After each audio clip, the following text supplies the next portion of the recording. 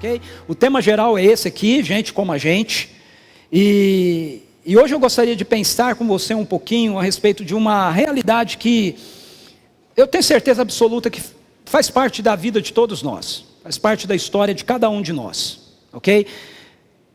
E eu quero começar fazendo uma pergunta para você. Você já ouviu aquele ditado que diz: começar é fácil, duro é continuar? Começar é fácil, duro é continuar. Quando você se depara com uma jornada longa, um percurso longo, né? Um desafio que está diante de você, às vezes a gente até se anima em começar, mas levar adiante é o grande desafio. Ditados como esse são ditados da sabedoria popular. Na maioria das vezes eles vêm carregados de verdade, né? Ou de alguma quantidade de verdade. Nem todo ditado popular é verdadeiro, mas a maioria dos ditados populares, eles trazem em si algum fundo, né, de verdade. E eu acredito que esse ditado é um deles. A desistência é uma das experiências mais comuns da vida humana. A desistência é uma das experiências mais comuns. Eu queria que você pensasse um pouco na sua própria vida, na sua própria história, na sua própria jornada. Quantas vezes você já iniciou coisas e parou? E desistiu. Não chegou ao fim. Não as concluiu. Há desistências que não fazem muita diferença na vida da gente. Não é verdade? Há coisas que a gente começa a fazer e a gente desiste e aquilo não afeta em nada. Mas há outras desistências que têm o poder de afetar profundamente a nossa vida. Eu fiz a relação de alguns exemplos com relação a desistências que muitas vezes podem acontecer. Por exemplo, a desistência de uma dieta, né? Você está lá comprometido, firme em fazer aquela dieta, começou o ano novo, agora vai dar certo, né? O verão está vindo, vai para a praia, vai ter que mostrar o físico esbelto, escultural, aí você encara aquela dieta, até que você cede à tentação daquela sobremesa maravilhosa, né? Que você viu diante de você lá no restaurante que você foi almoçar, ou na casa em que você foi visitar, Aquela sobremesa tentadora é suficiente para jogar fora todo o seu compromisso, toda a sua dieta. Por exemplo, a desistência da academia. Porque o resultado demora para acontecer, né? Todo mundo vai chegando no final do ano assim, resolve entrar na academia. Agora aí quer em 2 meses resolver a vida. Só que em 2 meses você não resolve a vida. E aí você então fala: esse negócio não está dando certo. E a gente já não gosta muito, né, de sofrer, né? Além de não dar certo, fica com dor aqui, dor ali, dor acolá. Eu vou parar com esse negócio, deixar isso para lá. Desistência de relacionamentos. Já é uma desistência um pouquinho mais séria. Porque as pessoas nos decepcionam e não são exatamente como nós gostaríamos que elas fossem. Você só deve se lembrar que a recíproca é verdadeira, ok? Nós também muitas vezes não somos aquilo que as pessoas das quais nós existimos esperavam que fôssemos. Ou, por exemplo, a desistência de um negócio, porque as circunstâncias mudaram e o mesmo tornou-se complicado. Então, diante de dificuldades, a gente tende a dizer: vou abrir mão disso. É melhor eu não fazer, é melhor eu não continuar. A desistência de um casamento. E aí, eu fui pela opção da Bíblia. Toda desistência de casamento, de acordo com a Bíblia, é por causa da dureza do coração humano. Sim, tem muitas explicações, tem muitas justificativas. Deus pode de coisas quebradas fazer coisas novas, tudo isso é verdade. Mas de acordo com as Escrituras, nós não podemos eximir também a verdade de que todo casamento que termina é fruto da dureza do coração humano. A desistência da igreja. Por quê? Porque nós julgamos mais certos e mais santos do que todos os demais que estão ali. Isso pode parecer meio duro, mas é a grande realidade. O que eu converso com pessoas que eu encontro na minha caminhada, na minha jornada, que estão fora da igreja, que já foram de alguma igreja, que já participaram de alguma igreja e hoje se encontram fora da igreja e não pode nem ouvir falar de igreja, e a maioria dessas pessoas, elas sempre argumentam comigo a mesma coisa. Ah, mas a igreja é assim, a igreja é assado, a igreja é daquele jeito, a igreja é daquele outro jeito. E eu sempre fico pensando, e nós? Nós não somos? Porque quando nós fazemos um julgamento, veja, só um parênteses, eu não estou dizendo que não haja problemas na igreja, ok? Ou nas igrejas, ou na nossa igreja, ou em qualquer igreja. Eu não estou dizendo que muitas das colocações não sejam genuínas, verdadeiras, não é essa a questão.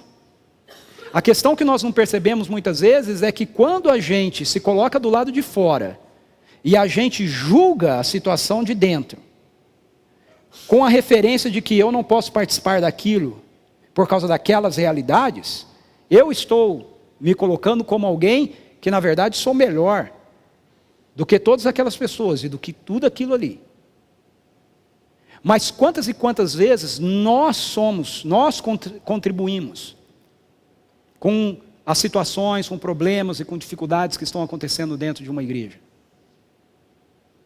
Eu acho interessante, às vezes que as pessoas me falam que desistiram da igreja, porque na igreja tem muita gente hipócrita.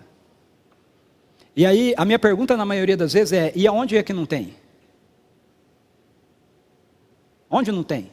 Onde você vai frequentar que não vai ter gente hipócrita? Eu espero que a diferença da igreja para outros lugares é que a igreja tem hipócritas que se reconheçam hipócritas. E que queiram tratar com isso. E deixarem de ser. A diferença é que na maioria das vezes nós estamos em alguns lugares onde todos nós sabemos que está cheio de gente hipócrita. Só que ninguém reconhece. Então, como igreja, na igreja, nós precisamos reconhecer essa realidade. Mas o resultado muitas vezes na vida da gente é, ao invés de reconhecer isso e lidar com isso, é desistir da igreja. Quero te dar ainda mais um exemplo. A desistência de Deus. É diferente de desistir da igreja e desistir de Deus. Tem gente que desiste da igreja, mas ainda não desistiu de Deus. Mas tem gente que já desistiu da igreja e já desistiu de Deus. E tem gente que não desistiu da igreja, mas já desistiu de Deus. Pegou aí?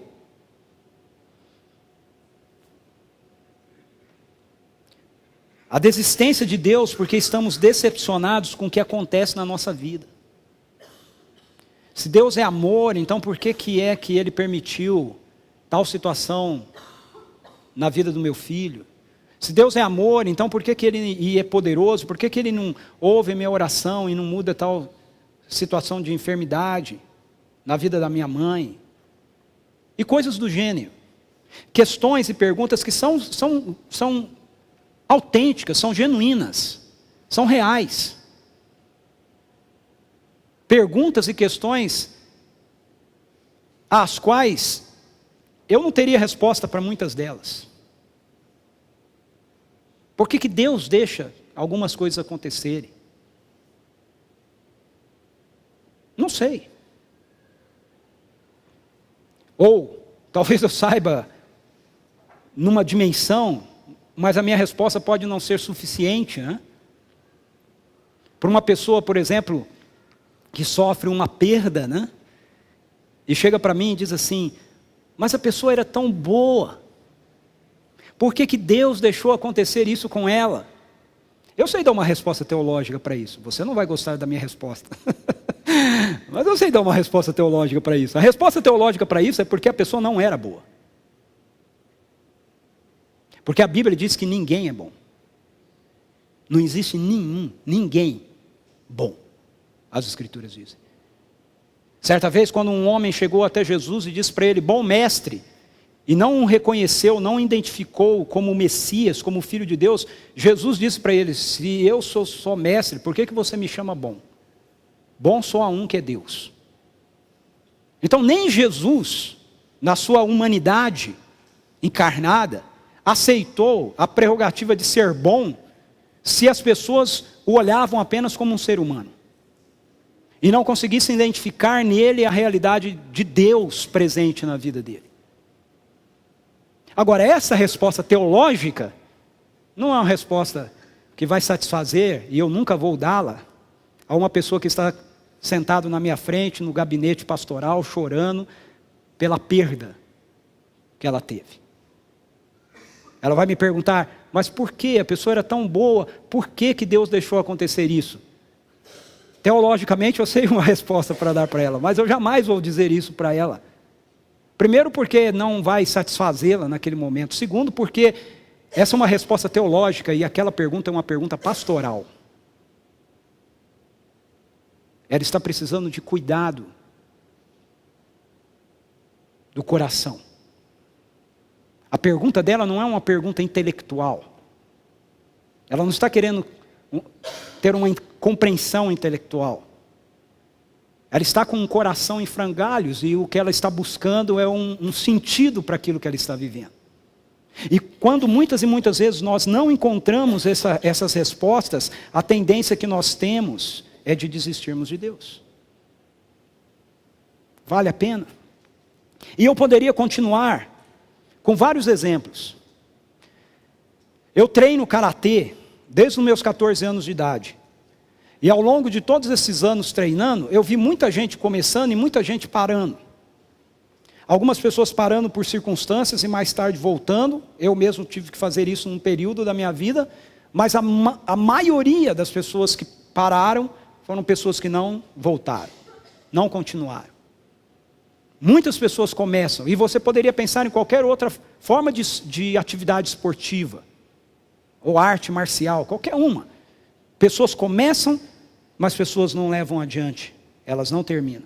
De semelhante forma, ao longo desses anos que eu tenho andado como seguidor de Jesus, eu também tenho visto muitas pessoas começando a caminhada da fé, se interessando pelo Evangelho, buscando a Deus, mas quando as coisas começam a se complicar, elas abandonam, elas deixam a jornada. A estrada é longa, e no caso do Evangelho, de acordo com Jesus, além de longa, é estreita, difícil de ser trilhada. A desistência, então, é uma realidade que muitas vezes pode passar pela nossa cabeça. E aí você não precisa levantar a mão para mim. Eu queria que você pensasse e respondesse para você mesmo. Quantas vezes você já pensou em desistir? Desistir desse negócio do Evangelho. Desistir desse negócio de andar com Deus. Desistir dessa história de estar na igreja, estar envolvido e buscar a Deus e orar e ler a Bíblia.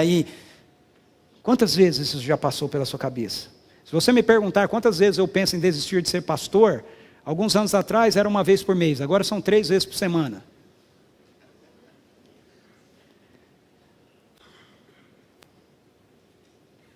Porque esse negócio de ser pastor não é algo que a gente é porque a gente quer ser. A gente é porque Deus chamou para ser. E aí não tem como escapar disso. Mas muitas vezes dá uma vontade danada de dizer: Deus,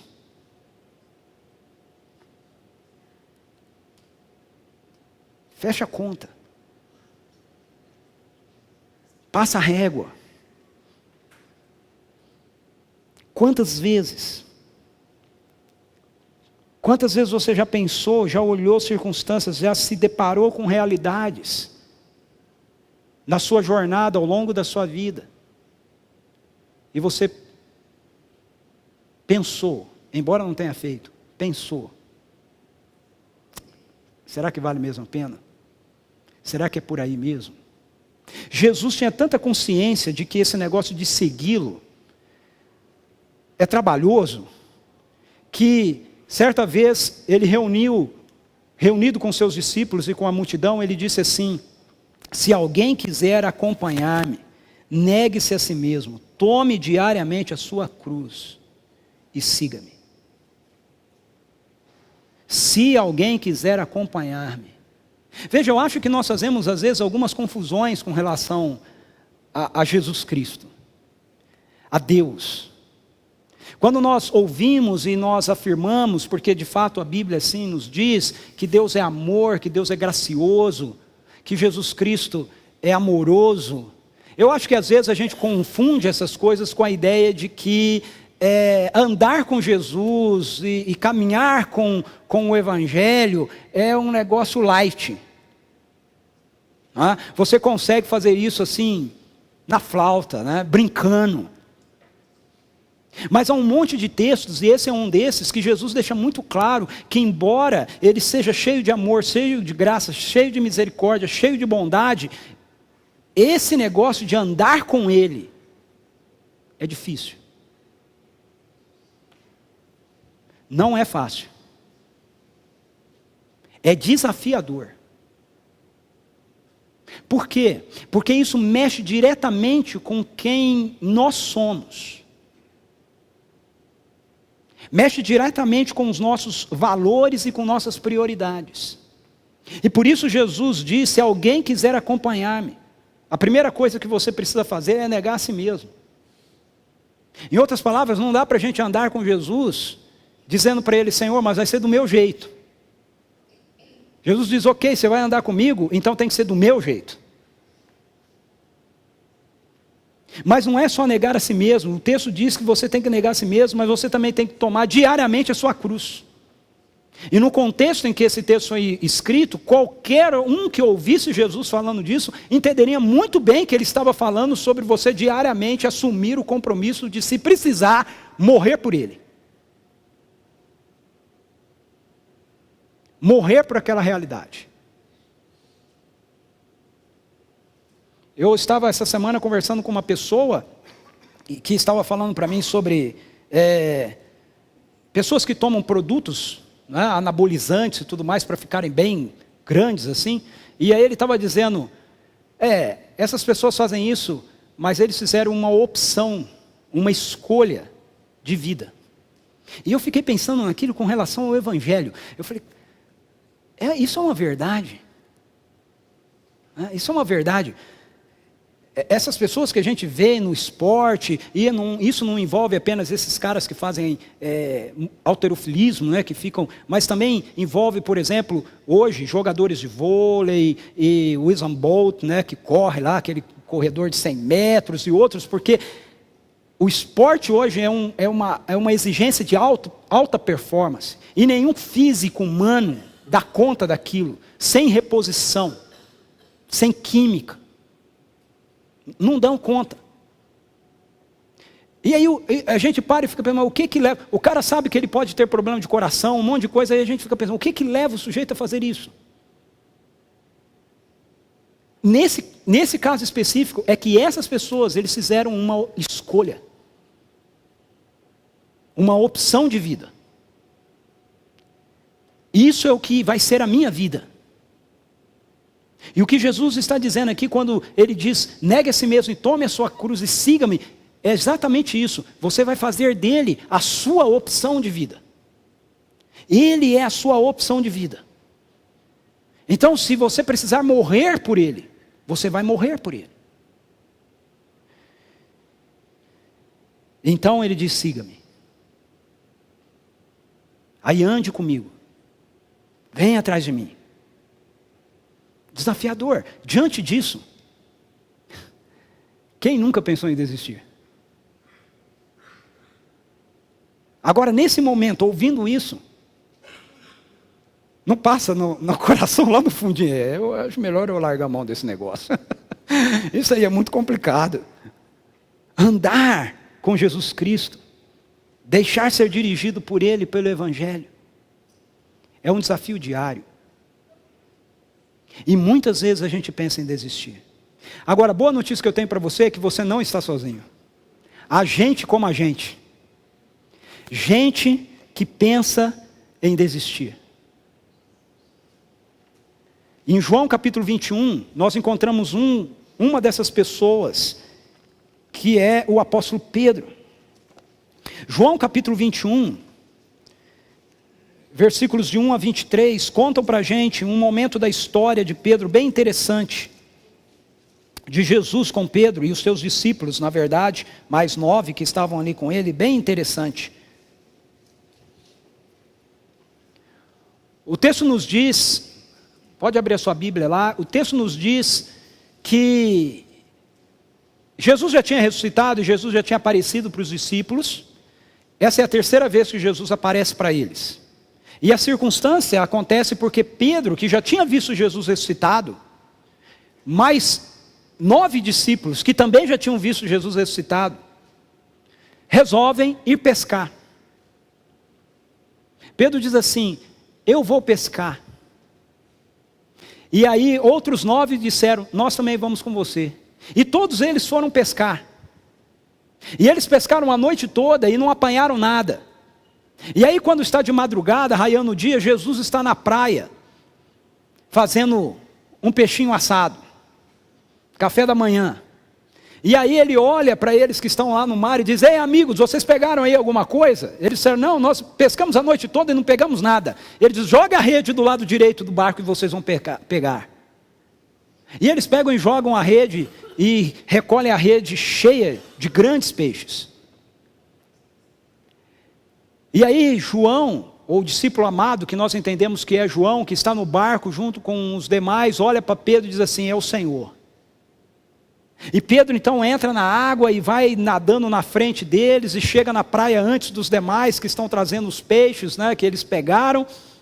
E quando ele chega ali, ele vê Jesus assando um pãozinho ali com os peixes, e aí eles chegam com os peixes frescos e Jesus fala: traz aí alguns dos peixes para a gente assar também. E eles começam a fazer aquele café da manhã ali, participar junto, com aquele silêncio sepulcral, né? Só ouvia os grilinhos, cri, cri, cri. Ninguém falava nada, porque o texto diz que todos sabiam que era Jesus. Por isso ninguém ousava perguntar: quem és tu? E Jesus quebra o silêncio, travando um diálogo com Pedro. E o diálogo de Jesus com Pedro é o seguinte: Pedro, tu me amas mais do que estes.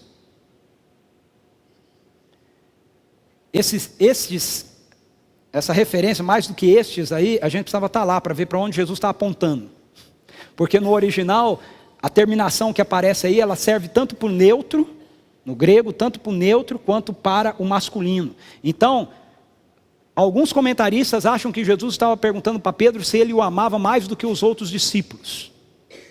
Mas alguns outros comentaristas bíblicos entendem que Jesus estava perguntando para Pedro se ele o amava mais do que a pesca, os peixes, aquilo que ele tinha pego. E Pedro responde para Jesus: eu amo o Senhor. E Jesus diz para ele: então, cuida das minhas ovelhas. E ele pergunta novamente: Pedro, tu me amas? E Pedro diz: sim, Senhor, eu te amo. E Jesus diz: apacenta meu rebanho. E pela terceira vez Jesus pergunta para ele: Pedro, tu me amas? E aí o texto diz que Pedro se entristece profundamente por Jesus ter lhe perguntado pela terceira vez se ele o amava. E diz: Senhor, tu sabes todas as coisas. Tu sabes que eu te amo. Eu leio esse texto e eu fico pensando, imaginando a circunstância. Se você trabalhar com esse texto no original, na maioria aqui não tem esse conhecimento, né, do grego, mas talvez você já tenha lido isso em algum lugar, ou mesmo ouvido em algum lugar, que nesse diálogo há um trocadilho entre as palavras amor, que Jesus pergunta para Pedro com uma palavra em grego que é do verbo agapau, que é do amor ágape, né, que geralmente é usado para Deus, aquela ideia de um amor incondicional. E todas as vezes que Pedro responde, ele responde com a palavra filéu, que é a ideia de um amor de dedicação e de amizade. E na terceira vez, Jesus pergunta para Pedro com essa mesma palavra, filéu. E aí alguns dizem que Pedro se entristece por isso. Mas o texto não diz para a gente que Pedro se entristece porque Jesus mudou a forma dele perguntar. Diz que ele se entristece porque Jesus perguntou pela terceira vez. Essa é a explicação do texto. Por que Pedro se entristece? E aí eu fico imaginando que a tristeza dele aconteceu por conta do cenário, do contexto. Eu não posso provar isso para você, ok? Essa é uma interpretação minha. Eu não posso afirmar para vocês que é isso, 100%. Mas é uma interpretação viável da tristeza de Pedro. Olha o cenário. Você tem uma fogueira. Você tem Jesus fazendo uma pergunta para Pedro, insistente, que se repete por 3 vezes. A última vez que Pedro se viu num cenário parecido com esse, ele também estava perto de Jesus. Mas não tão perto assim. E alguém diz para ele, você o conhece? E ele diz, não, eu não conheço. E outra pessoa disse assim para Pedro, sim, você também anda com ele. Eu vi você no mercado. E ele diz, não, eu nunca vi esse sujeito. E outra pessoa diz para ele, não, mas até falar do jeito dele você fala. E aí ele começa a amaldiçoar, praguejar. E dizer, eu não conheço Jesus. E dentro da história dos evangelhos, Pedro ouve então o galo cantar. E aí ele cai em si, que ele havia negado o seu Senhor. E se retira. Por que Pedro vai pescar? Pedro vai pescar porque Pedro tinha desistido dessa história de ser seguidor de Jesus, de ser apóstolo. Como é que eu posso ser um seguidor de Jesus? Como é que eu posso ser apóstolo se eu neguei o meu Senhor? Então eu gostaria de usar essa história para destacar para a gente algumas lições relativas a essa questão de nós lidarmos com o nosso sentimento de desistência. E a primeira lição para a gente aqui é que a desistência é o resultado de nossa frustração. Os versos de 1 a 3, eles explicam para a gente essa situação contextual, né? Começa dizendo, depois disso Jesus apareceu novamente aos seus discípulos à margem do mar de Tiberíades. Jesus apareceu novamente. Por quê? Ele já tinha aparecido anteriormente, 2 vezes. Esses homens que estão aqui já tinham visto Jesus ressuscitado. Eles já tinham ouvido das mulheres que haviam visto Jesus ressuscitado, que ele estava vivo, e não acreditaram nelas, e depois eles próprios viram Jesus ressuscitado. E não obstante a isso, o texto nos diz que eles estavam juntos, e aí menciona Simão Pedro, Tomé, Natanael, os 2 filhos de Zebedeu, que são Tiago e João, e 2 outros discípulos que nós não sabemos o nome. E aí Pedro então diz, eu vou pescar. E os outros dizem, nós também vamos contigo. Para a gente poder entender o que está acontecendo aqui, nós precisamos compreender essa realidade que está contida nessa palavrinha, depois disso. Depois disso. Depois disso o quê?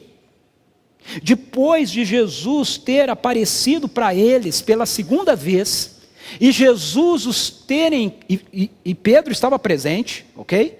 E Jesus os terem comissionado para a missão de compartilharem do Evangelho, e os terem capacitado para isso. Em João, capítulo 20, verso 21 e 22, nós vemos assim: novamente Jesus disse, é a segunda vez que ele está aparecendo: paz seja com vocês, assim como o Pai me enviou, eu os envio. E com isso soprou sobre eles e disse: recebam o Espírito Santo. Depois disso, ou seja, na versão de João, Jesus os comissiona, Jesus os envia e Jesus já os capacita para a missão. E aí vem essa cena, depois disso, ou seja, depois de já terem visto Jesus ressuscitado, depois de Jesus já ter dito para eles: paz seja com vocês, vão ao mundo e preguem o Evangelho, depois de Jesus já ter soprado sobre eles o Espírito Santo, o que historicamente vai se concretizar em Atos 2, no dia de Pentecostes. Mas João faz essa referência porque no evangelho dele ele fala várias vezes da vinda do Espírito Santo. Então ele está dizendo: o Espírito Santo foi enviado, ele veio, Jesus mandou. Vai acontecer ainda algo histórico com relação a isso, mas a ordem do envio do Espírito já foi dado. Ou seja, eles já teoricamente estavam empoderados, não obstante a eles ouvirem isso. Depois disso, o que nós encontramos? Um grupo de homens desanimados. Um grupo de seguidores de Jesus desanimado. Na minha percepção, o desânimo de Pedro, ele se dava justamente pelo fato de que ele se sentia frustrado consigo mesmo.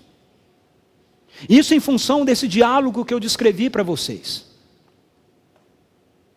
A percepção do diálogo de Jesus em João 21, 15 a 17 com Pedro. Depois disso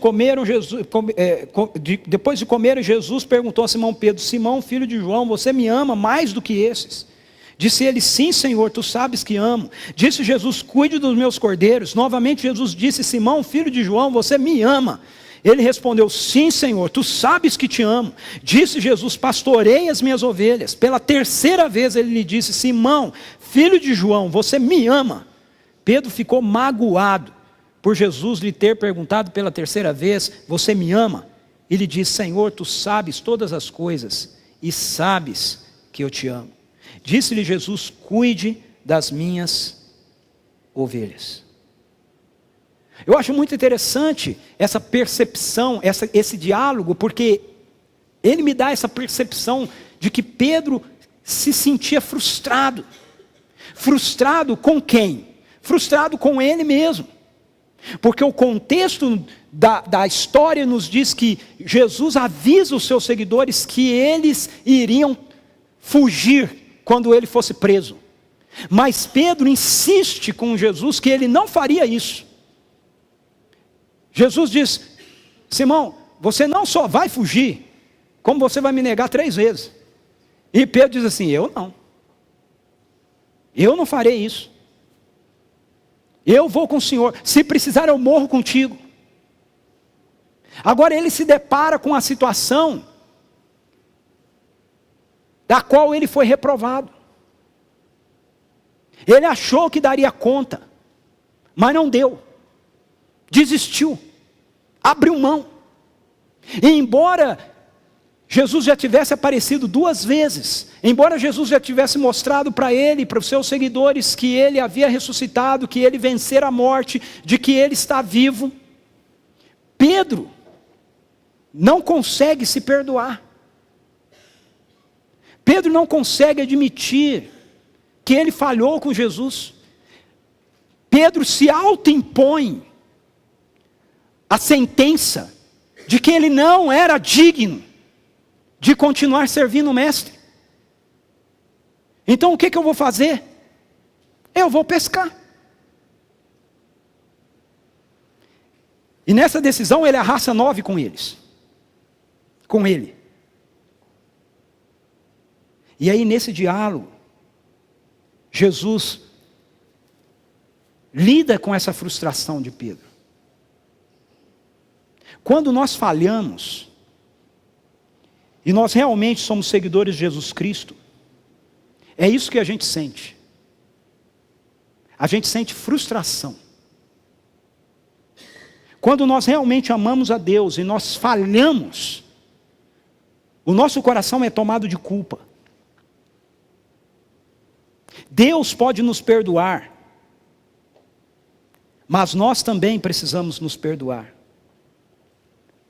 para que a gente possa continuar comprometidos com o Evangelho e com a missão. Jesus já tinha perdoado Pedro. Você consegue perceber isso no diálogo? Jesus não vem tirar satisfação com Pedro. Ele não vem dizer assim: aí, hein, Pedro? Você falou que não ia me negar, né? Bonito, né, meu amigo? Dentro a escrava lá, não era nem soldado romano, era uma escrava. E você falou que não me conhecia, e aí? O que você tem a me dizer? Jesus não foi para Pedro dizer para ele: então, Pedro, eu não falei para você que você ia me negar? Quem que estava certo? Você falou que não ia, né? Quem que tinha razão? Você ou eu? Não é isso que Jesus está fazendo no diálogo. O que Jesus está fazendo no diálogo é procurando demonstrar para Pedro que da parte dele estava resolvido. Agora precisava ser resolvido da parte de Pedro. Pedro, eu te amo. Isso foi demonstrado naquela cruz. E você me ama? Você me ama mais do que estes? E todas as vezes que Pedro respondeu para Jesus: sim, eu te amo, Jesus não deu contra. Vocês perceberam? Jesus não disse para ele: não, Pedro, você não me ama não. Ou então Jesus disse: então precisa amar mais, porque esse seu amor aí está muito... Não, o que Jesus disse para Pedro? Cuida das minhas ovelhas, apacenta o meu rebanho, cuide das minhas ovelhas. Em outras palavras, Jesus está dizendo para Pedro: Pedro, se você me ama, isso é a única coisa que importa. Você está qualificado. Se você me ama, não é pescando que você deveria estar, é cuidando do meu rebanho, é fazendo a missão que eu lhe entreguei, que eu lhe confiei. Quando nós desistimos de seguir Jesus por conta de uma falha que a gente tenha cometido, preste bastante atenção nisso. Se você cometeu uma falha, e você está considerando aí no seu coração desistir do Evangelho, desistir de andar com Jesus, por você estar frustrado consigo mesmo, é porque você está olhando mais para você mesmo do que para Jesus e a sua missão. Quando nós, por uma falha nossa, consideramos desistir do Evangelho, desistir de caminharmos com Deus, nós estamos nos sentindo frustrados, porque nós estamos olhando mais para nós mesmos do que para Jesus e a sua missão. O que Jesus está fazendo nesse diálogo com Pedro é justamente mostrar para ele o que a sua frustração estava produzindo. Desistência. Quando nós nos sentimos frustrados, nós temos a tendência de desistir. Quando a gente se sente frustrado num relacionamento, a gente tem a tendência de querer desistir. Quando a gente se sente frustrado com o regime da lua, do carboidrato, seja lá qual é o regime que você queira fazer, a gente pensa em desistir. Quando a gente se sente frustrado com o nosso desempenho em relação a Deus, a gente tem a tendência de pensar em desistir. Mas, uma segunda lição que eu quero compartilhar aqui com você, é que a desistência nos leva a voltar atrás. O que Pedro faz quando ele, frustrado, desiste? Ele vai pescar. Pedro não vai pescar porque ele está nervoso, né? Está nervoso, vai pescar. Por que ele resolve pescar? Pedro resolve pescar porque era isso que ele fazia antes de se encontrar com Jesus. Lá em Marcos capítulo 1, versículo 16, a gente vê a narrativa de Marcos do encontro de Jesus com Pedro. E o texto diz assim: andando à beira do mar da Galileia, Jesus viu Simão e seu irmão André lançando redes ao mar, pois eram pescadores. E disse Jesus: sigam-me, e eu os farei pescadores de homens. Aonde é que Jesus os vê? Na praia. Por quê? Porque eles eram pescadores. O texto de Lucas, ele é mais detalhado para a gente quanto ao chamado de Pedro. É bem interessante. Lucas capítulo 5, versículo 1 a 8 diz assim: certo dia Jesus estava perto do lago de Genezaré, e uma multidão o comprimia, e de todos os lados para ouvir a palavra de Deus. Viu à beira do lago 2 barcos, deixados ali pelos pescadores, que estavam lavando suas redes. Entrou num dos barcos, que pertencia a Simão, e pediu-lhe que o afastasse um pouco da praia. Então sentou-se no barco e ensinava o povo. Tendo acabado de falar, disse a Simão: vá para onde as águas são mais fundas, e a todos lancem as redes para a pesca. Simão respondeu: mestre, Rabi, esforçamo-nos a noite inteira e não pegamos nada, mas porque és tu quem está dizendo isso, vou lançar as redes. Não pense que Pedro tem fé aqui, ok? Isso aqui não tem nada a ver com fé. Pedro tem respeito. O que ele está dizendo aqui é: quem sabe de pescar aqui sou eu, o senhor é mestre, é rabi, o senhor entende de ensinar as escrituras. De pesca o senhor não entende nada. O horário de pescar é à noite. Mas como é o senhor, é o rabi que está pedindo, não fica bem a gente dizer não para um rabi.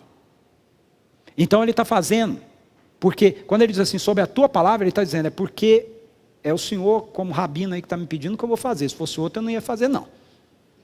Então não é que ele tem fé que vai acontecer alguma coisa, ok? Quando fizeram, pegaram tal quantidade de peixes que as redes começaram a rasgar-se. Então fizeram sinais a seus companheiros no outro barco para que viessem ajudá-los, e eles vieram e encheram ambos os barcos ao ponto de começar a afundar. Quando Simão Pedro viu isto, prostrou-se aos pés de Jesus e disse: afasta-se de mim, Senhor, porque sou homem pecador. Veja, se fosse fé, por que ele fez isso aí? Não tinha fé nenhuma aqui. Ele foi surpreendido por aquilo que aconteceu. Ele achava que ia jogar as redes e não ia pegar nada. E quando acontece o milagre, ele se dá conta diante de quem ele está: de rabi a Senhor, mestre a Senhor. Esse é o contexto onde Jesus conhece Pedro. E é para aí que Pedro volta. Há muito tempo Pedro não pesca. Há pelo menos 3 anos. Porque ele está andando com Jesus. Porque ele está curando pessoas. Porque ele está proclamando o Evangelho. Porque ele está libertando gente cativa. Mas agora, diante da sua frustração, a sua desistência o leva de volta. Se nós prestarmos atenção, nós notaremos que esse é um padrão recorrente na maioria das desistências. Quando alguém desiste de algo que está fazendo, algo com o qual estava comprometido, a tendência da pessoa é retroceder. Nunca é ficar onde ela está, mas é retroceder. Assim, por exemplo, uma pessoa que desiste de um regime, ela volta a comer. Não é? E na maioria das vezes mais do que comia.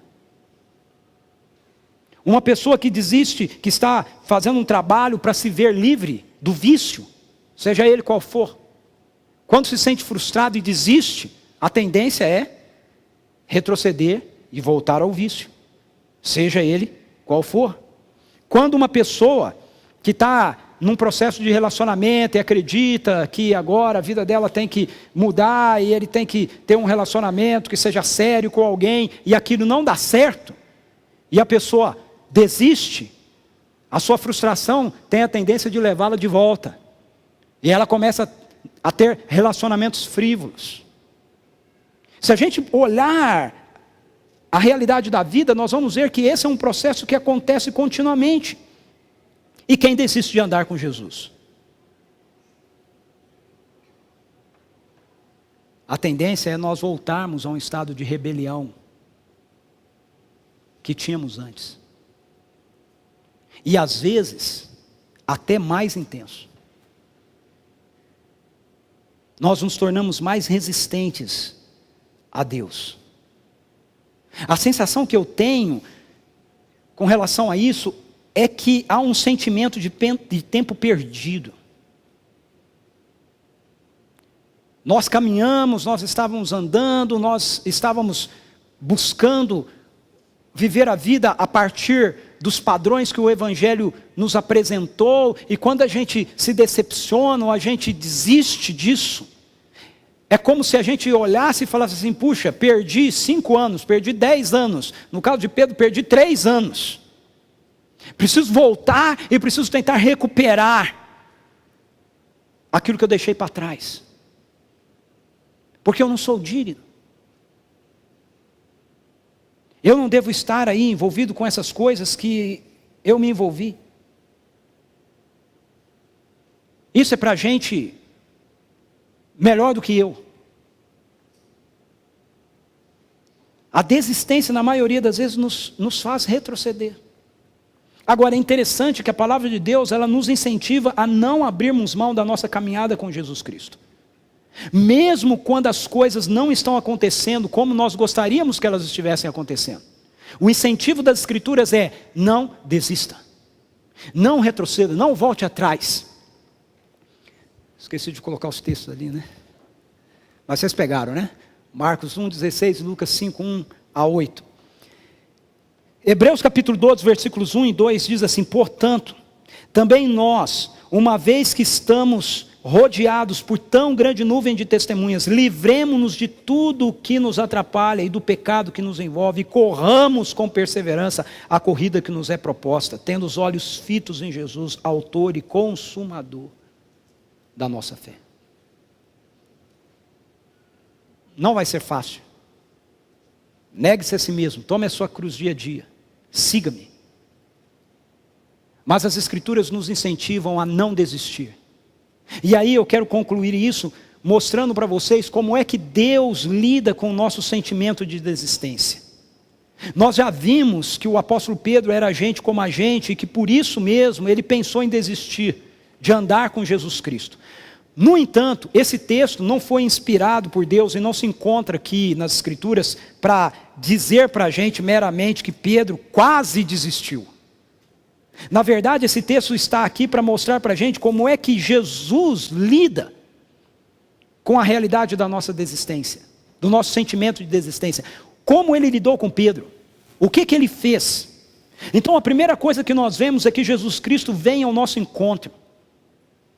Eles tomam uma decisão, eles resolvem ir pescar, eles saem de madrugada, eles voltam para a realidade anterior, eles retrocedem, mas de forma maravilhosa.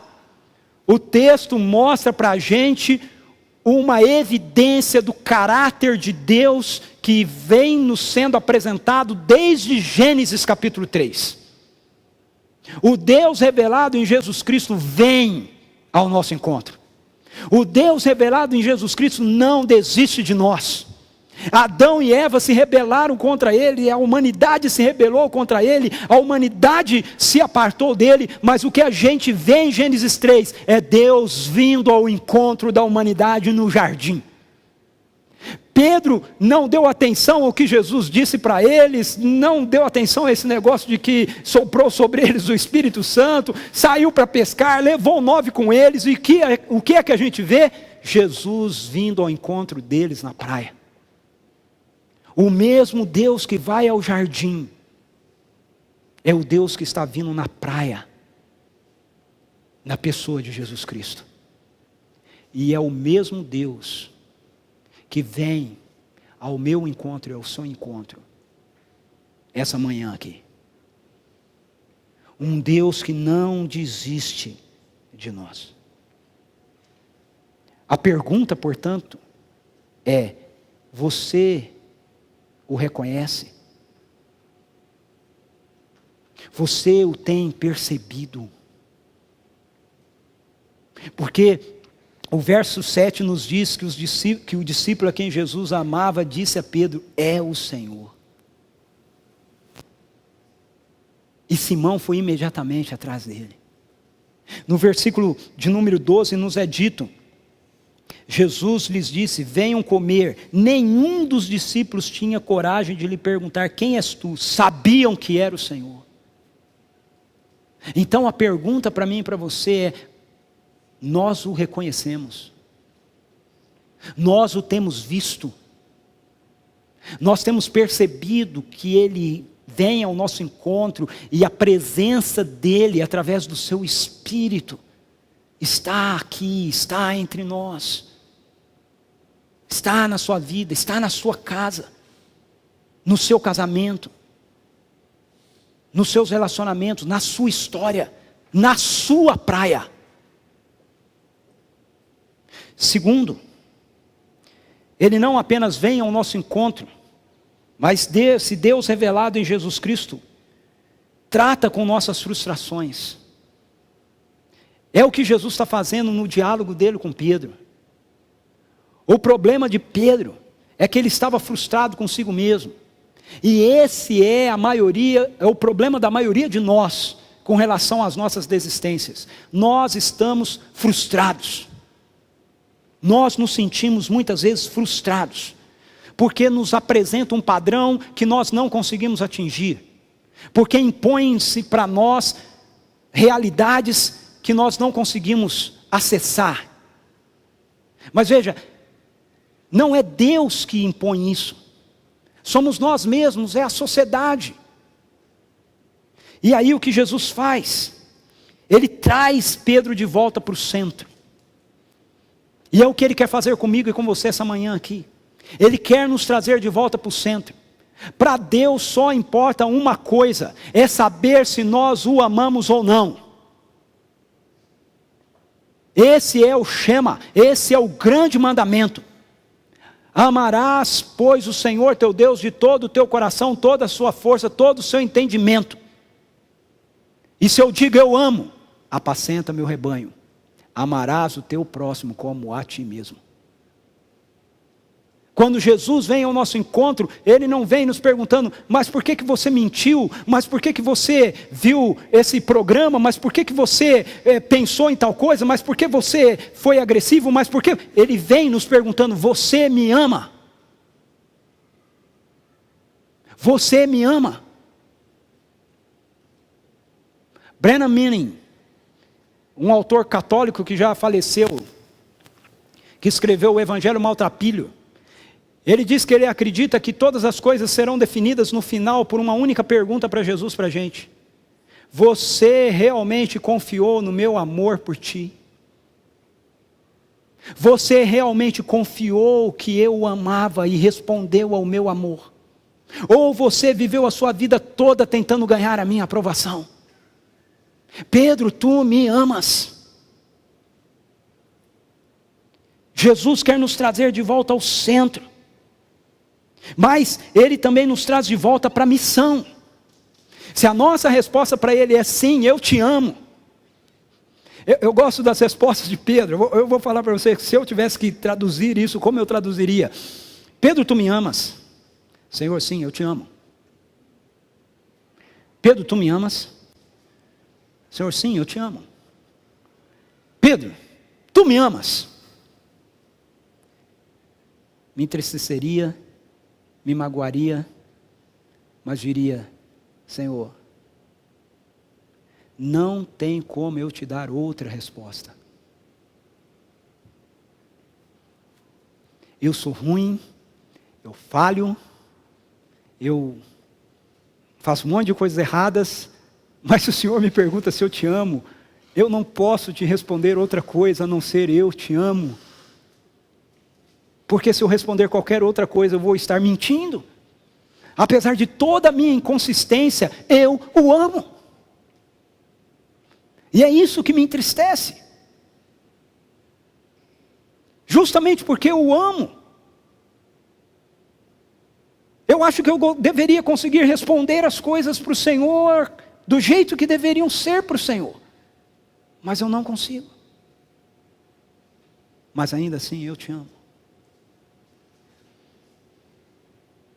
E quando a gente traz essa resposta, então, a gente volta para o centro, e voltando para o centro, a gente volta para a missão. Apacenta o meu rebanho. Ame a igreja. Ame ao teu próximo como a ti mesmo. Porque o amor por Deus sempre vai se derramar em serviço para os outros. Mas em último lugar, Jesus trata com as nossas frustrações, com as frustrações de Pedro, nos conduzindo em triunfo para uma vida que possa trazer glórias a Ele. O que Pedro mais queria era amar Jesus a tal ponto que, se ele precisasse, ele morreria por Jesus. Por isso que quando Jesus diz para eles: eu vou ser preso e todos vão me negar, Pedro diz: eu não, Senhor. Eu não acho que Pedro estava mentindo. Eu acho que era o que ele queria mesmo. Só que ele não tinha consciência de que na sua força ele não poderia fazê-lo.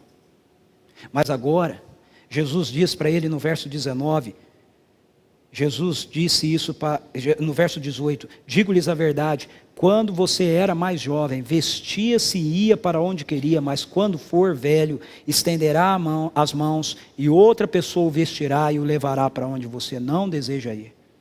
E aí João nos explica, Jesus disse isso para indicar o tipo de morte com a qual Pedro iria glorificar a Deus. Negue-se a si mesmo. Tome a sua cruz. Pedro, você vai, sim, morrer por mim. Na hora certa. Na hora certa. Eu vou te dar o poder necessário para você não me negar. Para, se preciso for, você entregar a sua vida por mim.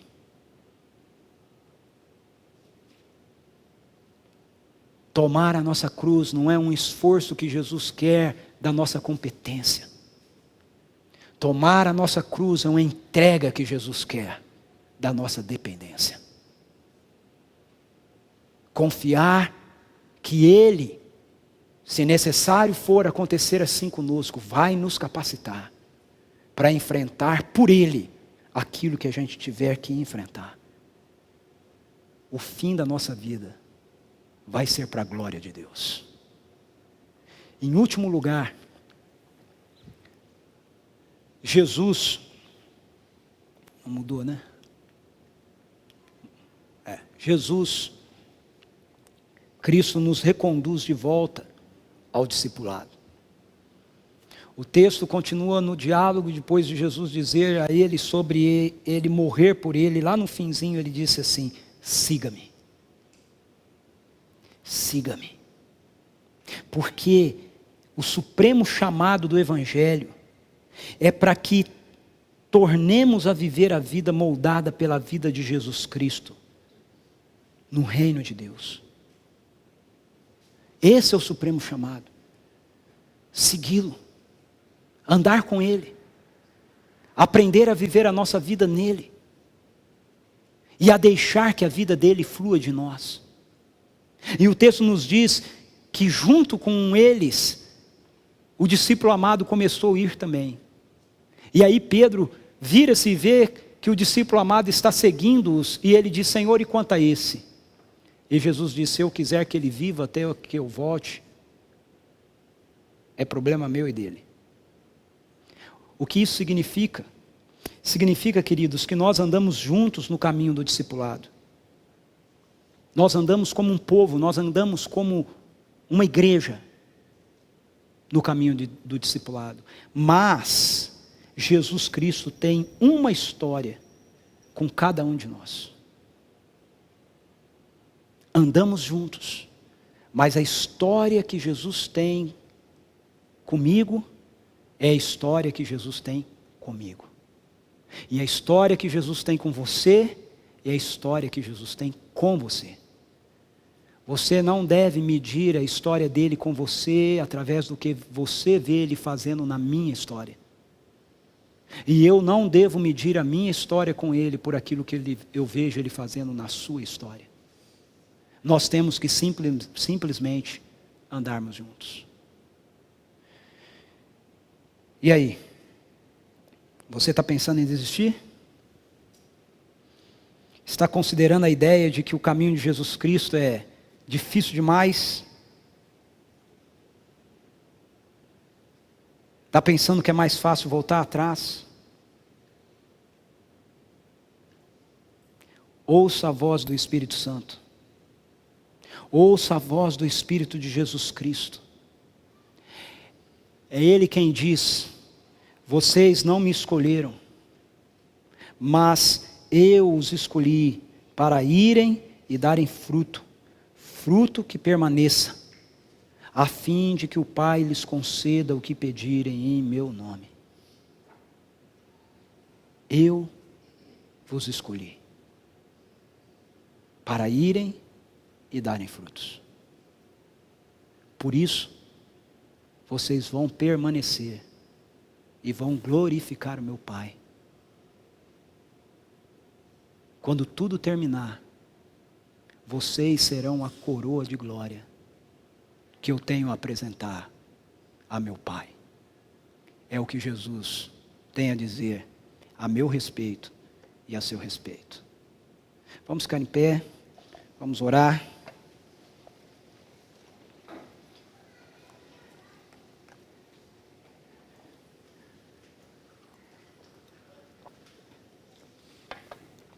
Senhor, muito obrigado, porque a Tua palavra registrou a história de gente como a gente. Quando a gente abre a Tua palavra, nós não encontramos grandes heróis, nós não encontramos gente perfeita, gente capaz, nós encontramos a gente quebrada, gente confusa. Quando nós abrimos a Tua palavra, nós conseguimos ver que só existe um herói nessa história toda, e Ele é Jesus Cristo. E ó Deus, como é maravilhoso saber que Ele não desistiu de nós. Como é maravilhoso saber que diante da cruz Ele não abriu mão. Ele a encarou, Ele a enfrentou. E naquele madeiro Ele venceu a morte. E por isso, Senhor, ela não tem mais domínio e autoridade para nos amedrontar. Porque ao terceiro dia Ele ressuscitou dos mortos e Ele está vivo.